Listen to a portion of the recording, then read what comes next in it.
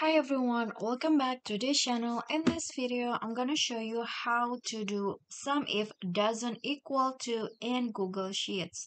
So what I mean is that I want to sum the data in here, but doesn't equal to a certain category. For example, I want to only sum the team 1, so it doesn't equal to team 2, and I'm going to show you how to do that. So here I already have my sample data including category and score, so I'm going to sum the score doesn't equal to team 2. So what you guys can do is you can just type in the formula in here, equal to sum if parentheses, and then choose the range. In this case the range is the category right here, and then this after that you just need to insert the criteria. So in this case doesn't equal to is you can just choose this like this, or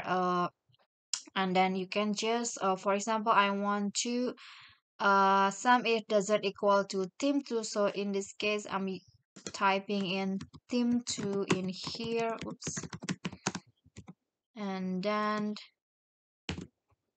comma, and then choose the sum range. In this case these scores right here, and after that just enter, and here is the result. And let me check if you do this manually. So I'm going to sum the or block the scores on team 1, this one, this one, this one, this one, and this one. So the result is the same, 344.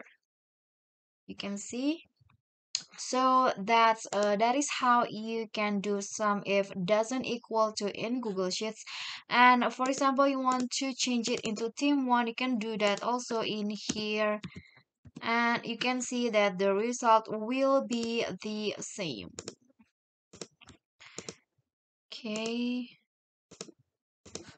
you can see the result is the same, the sum with this one. Okay guys, so I think that's all. Thank you guys so much for watching. If you like the video, please do click on the thumbs up icon. Don't forget to leave a comment and subscribe to our channel. See you at the next tutorial. Bye.